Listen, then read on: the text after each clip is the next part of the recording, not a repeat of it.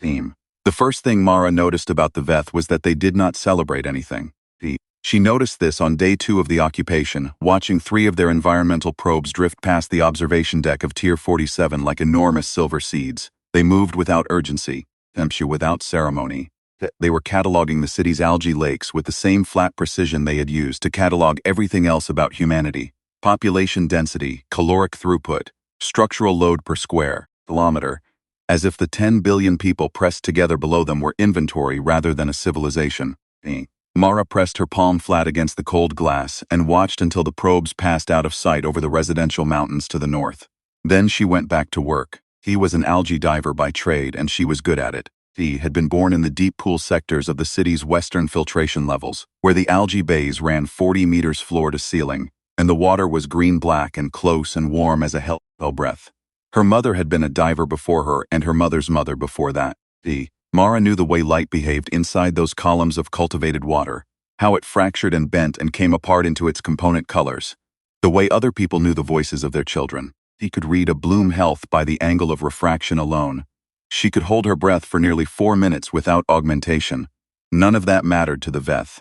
The Veth had arrived 11 days ago, never descended. They had simply appeared in the orbital band above the city, their ship a structure so massive and geometrically precise that the first telescopes to image it had returned data so clean that 3 independent teams had rejected it as a sensor error. By the time anyone accepted the reality of what was hovering above them, the Veth's initial communications had already been received, translated by their own apparatus, and rebroadcast in 4,612 languages simultaneously. The message was not a threat. This was what frightened people most. It was an assessment. A planetary management audit delivered in the flat neutral register of a system diagnostic. The Veth had been watching Earth for 900 years. They had observed the prior sprawl, the runaway web of cities and supply chains, the carbon-loaded centuries, the extinctions, the slow bleed of the natural world until there was almost none of it left. They had then observed the Great Retreat, the consensus, the choice humanity had made 2 generations ago to compress all 10 billion of its people into this single extraordinary hive of a city and surrender the rest of the planet to wilderness and recovery. The Veth found this admirable in the same way that a physician finds the survival of a patient admirable. What they did not find admirable was the noise. Mara learned this from Counselor Dresch, who had been humanity's de facto liaison since day 1, and who had the specific exhausted look of a person who is being perpetually patient with someone who does not understand why patience is required. She found him in the Code Walker district on day 12. Sitting at the lip of a maintenance shaft with his mask pushed up on his forehead and a cold flask of fermented barley broth that he was not drinking, she sat down beside him and took the flask without asking and drank, and he let her. "They want us to stop the festival," he said. Mara handed the flask back, yelling. Below them she could hear the procession, the deep bass of the drum lines from the Onum contingent threading through the keening strings of something much older, something she couldn't name but recognized in her chest. 3 tiers down, the colors of it were visible, saffron and indigo and green so saturated it looked lit from the inside. Themes. Dancers in zero-waste fiber, their masks shaped like the faces of extinct creatures. Beekeepers in their ceremonial whites, the hive drones orbiting their shoulders like slow planets. They said that? Mara asked. They said the acoustic and electromagnetic output of the festival procession is interfering with their monitoring equipment. Dresch turned the flask in his hands. In the way you say, please move your belongings to a stranger on a transport. Except the stranger owns the transport and you're not sure you were invited aboard. What does the council say? The council is discussing whether compliance is survival or surrender and how to tell the difference. He looked at her. What do you say? Mara thought about it. He thought about the festival. The way it never stopped. The way it turned like the planet used to turn, through day and night and season and grief and joy. Each culture passing the procession to the next, the celebration perpetually handed forward. She had marched in it 3 times. Her daughter had marched in it twice and was old enough now to go in the deep algae bays alone. They were not stopping it, she said. Dresch almost smiled. Tickler, that's what I thought you'd say. She went down to the algae bay in the morning, the way she always did, because the city still needed to eat regardless of what was happening in the orbital band. Of it, the filtration pumps ran on their cycles. The bloom checks had to be done manually. The Veth's presence in the communications grid had made the automated monitoring systems unreliable, reading phantom data in the interference. Though Mara went down in a mesh suit and a rebreather and a headlamp that cut through the green dark in a long cone, and she worked. It was peaceful in the bays. The algae moved the way algae always moved, in slow, deliberate pulses, indifferent to everything above the water's surface. Mara moved between the bloom pillars, reading them.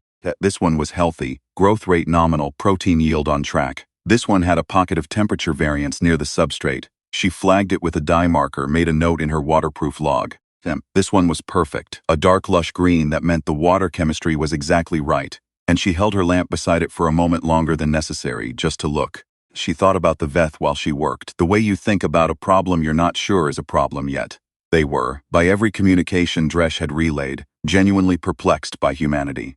Not hostile, not contemptuous, perplexed. They civilizations for a very long time, and they operated on a logic that was internally consistent. Resources are finite, systems must be managed, management requires order. They had no cruelty.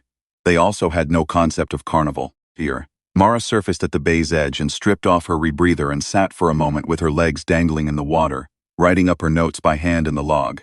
Above her, through the open grid of the bay ceiling, she could see the city's interior sky. The layered glow of 100,000 inhabited tiers, the drone lanes blinking, the slow arc of a bot signal. Herder's signal light somewhere in the mid-levels. Moving across the residential mountains like a low star, she could hear the festival. From somewhere to the east, the sound arrived as vibration more than sound. A rhythm that got into the bones. He recognized it as the Carnival de Oruro contingent. The one with the enormous devil masks and the brass that could shake water in a glass at 50 meters. She had seen them last year. Her daughter had been frightened and then fascinated, and then had tried to learn the dance steps from a video feed for 3 weeks afterward. Mara wrote in her log, Bloom check complete. Bay 7 nominal. Bay 9 flagged for thermal variance. Festival audible from Western filtration. Status good. She climbed out of the bay, toweled off, and went to find Counselor Dresh again. He found him in a communications room on Tier 20, surrounded by people who were all looking at projections of things they found alarming in different ways. The Veth had made a second contact. They were now still requesting, not demanding. The distinction seemed important to them. That humanity reduced the festival's output by what their communication described as a sufficient margin. They had not specified what margin. Dresh was explaining, for the 14th time by his own count, that the festival was not a discretionary amenity. Tell them, Mara said from the doorway, that we'll need to explain the festival to them directly. The room looked at her. Dresh looked at her longest. Explain how, he said. The way you explain anything you can't just say, you show them. There was a silence of the kind that precedes either agreement or a long argument. Mara waited it out. What followed took 4 days to organize. The Veth were cautious about physical approach. Their probes were willing to descend to Tier 1, the lowest accessible outdoor level, but no further. Mara thought this was interesting. They would study humanity from orbit without hesitation, but they wouldn't go into the city. She wondered what they were afraid of exactly. He went to see the drone shepherd first. His name was Tomas, and he worked the mid-levels, managing the autonomous systems that handled everything from pollination bots to atmospheric scrubbers. A man in a patchwork coat of sensor arrays and antenna stubs who moved through the city's interior airspace the way a conductor moves through a score. Not playing exactly, but present to everything, adjusting, interpreting, keeping the timing. Right, she explained what she needed. You want me to show them the drones, he said. I want you to show them what the drones are for. He looked at her for a moment. Okay, he said. He went to the zero-waste weavers next. They were a collective. 12 women and 3 men, all of them working in a studio space in the fiber district that smelled like old cloth and new dye. Their hands perpetually stained, their work covering every surface of the room in overlapping layers of textile, Mara explained. Here. The eldest weaver, a woman named Patience who had been born in the same birth tier as Mara, and was therefore someone Mara had known her whole life without quite knowing her, listened without expression. What do you want us to bring? Patience asked. Whatever tells them the most. Patience turned to look at her work, all of it, the years of it pinned and hanging and folded. We'll bring the migration cloth, she said. It has everyone. Mara went back to Dresh last. Tell them Dake-Sicting, she said. Tier 1 northern platform. Tell them we want to show them something about why the festival can't stop. Dresh relayed this, the Veth agreed. Their probe descended to Tier 1 the morning of day 16, and Mara was there when it arrived. A silver hemisphere the size of a ground floor apartment, hovering 2 meters above the platform surface. Its sensors cycling through spectra she couldn't see but could feel, somehow in the air, a faint electrical pressure. She had brought Tomas and Patience, and 4 of the weavers and 6 beekeepers from the apiary district. The ones who kept the city's pollination systems running, who wore white and moved with the particular unhurried confidence of people responsible for something that could not be rushed. Here.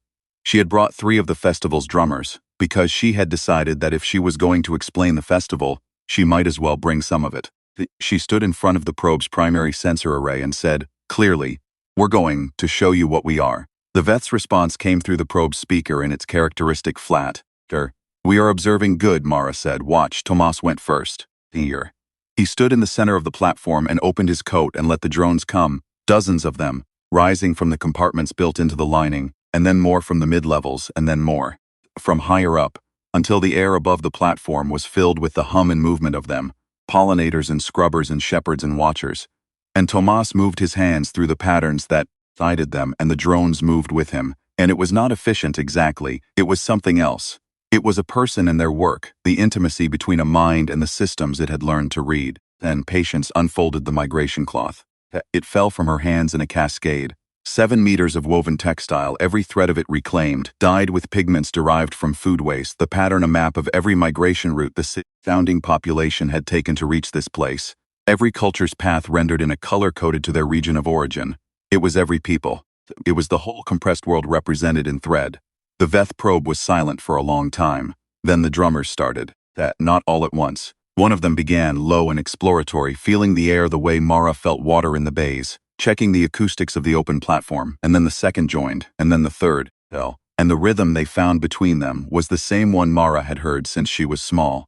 The one that was underneath all the festival's other sounds. The heartbeat rhythm that held everything else together. The Veth probe ran its sensors.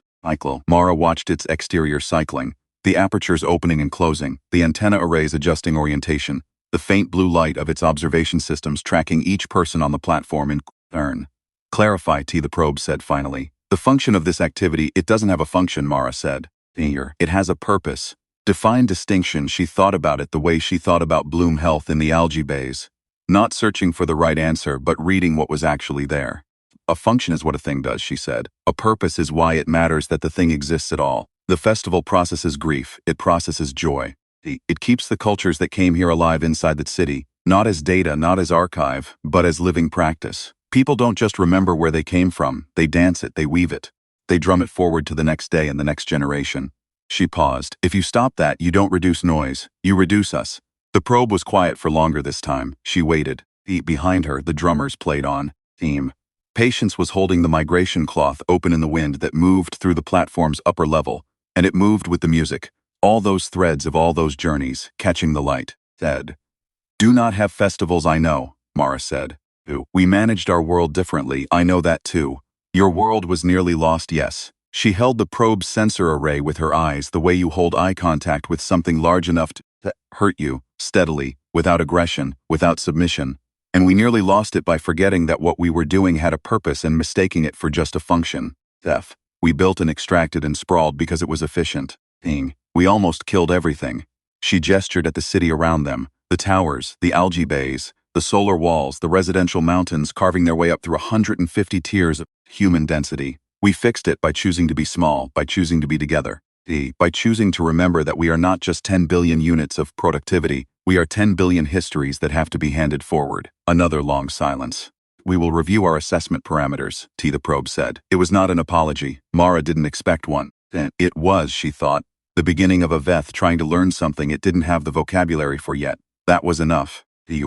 She turned back to the drummers and Patience and Tomas and the beekeepers, and Tomas caught her eye, and she gave him a small nod, and he reached into his coat and released the last of his drones, big pollinators, the ones the size of a human fist that moved like purposeful light, and they rose up into the space above the platform in a cloud and hovered, and the drummers brought the rhythm up, and one of the beekeepers started to sing in a language Mara didn't know but recognized, the way she recognized the rhythm, in the chest below language. The Veth probe sensors cycled for another 47 minutes before it ascended. 2 days later, Counselor Dresch came to find Mara in Bay 9, where she was running a second check on the thermal variants she'd flagged the week before. He surfaced, to find him sitting at the bay's edge, her towel already in his hands, his expression the specific one he wore when something had gone differently than he had expected. "They've updated their assessment," he said, handing her the towel. "Good or bad? They've classified the festival as." He consulted a small printed sheet, the actual printed paper kind, which meant the communication systems were still unreliable and necessary. Biological maintenance process for the preservation of cultural genetic integrity. Their words. Mara told her hair. That's not what it is. No. Hell, but it's what they could understand. She thought about this. It was, she supposed, the closest the Veth could get to grasping a thing they had no category for. They had no category for carnival. They had no category for the migration cloth or the onum drums or the beekeeper's song or the way Tomas and his drones moved together, man and machine, in a kind of dialogue that was not efficiency but something that required both of them to be themselves. The Veth had translated all of it into the nearest available language: biology, maintenance, preservation, and what they had preserved was not the meaning but the conclusion. It should not stop. Did they withdraw their request? Mara asked. They withdrew it. Below them, deep in Bay 9, the algae moved in its slow green pulse. Thalmra pulled on her log and made an entry. Thermal variance Bay 9 resolved. Festival. Kinchi could hear it from here, traveling through the walls of the city, up through the filtration levels, down into the water. The rhythm, the bass, the whole living circling sound of 10 billion people choosing every day to remember. The Veth probe appeared on the observation platforms twice more in the weeks that followed. It did not request that anything stop. It ran its sensors quietly for an hour each time and then ascended without comment. Mara's daughter asked her what the silver thing was. They're learning, Mara said. Fear. What are they learning? Mara thought about the migration cloth and the drones and the beekeeper's song and the long silence of the probe as it tried to find a word for something that had no word in language. Something we almost forgot ourselves, she said. That being alive isn't just a process. Something you have to keep choosing. Her daughter thought about this with the concentrated seriousness of someone who is 9 years old and has decided that questions deserve real answers. Is that why the festival never stops? That's exactly why the festival never stops. That evening the procession passed through Tier 47 on its endless loop. It was a minor saint's day from a region of the old world that no longer existed as a political unit, but was fully alive in the people who carried it. Bright paper lanterns strung across the causeway. Tense. The sound of something played on strings that were plucked rather than bowed, and children running alongside the procession with their arms out, as if testing the air for something. Mara watched from the same window where she had watched the Veth probes on day 2. But now she was not watching the probes. She was watching the procession, and her daughter was beside her with her arms out the same way the children below had their arms out. The gesture traveling upward through the tiers the way music travels. In the orbital band above the city, one of the Veth observation platforms was also watching. Mara hoped they were starting to understand. She thought they probably were. The Veth were very good at observation. What they hadn't been good at, what no civilization removed from its own history manages easily, was learning to observe the things that didn't show up cleanly in data, the spaces between data points. The reason a cloth weighs more than its thread. The reason a rhythm in the chest is not the same as a rhythm in a log. But they were watching. And watching, for something intelligent enough to reach between stars, was the first step toward understanding. Mara pressed her palm to the glass. Below, the lanterns moved. Her daughter's arms were wide. The festival went on.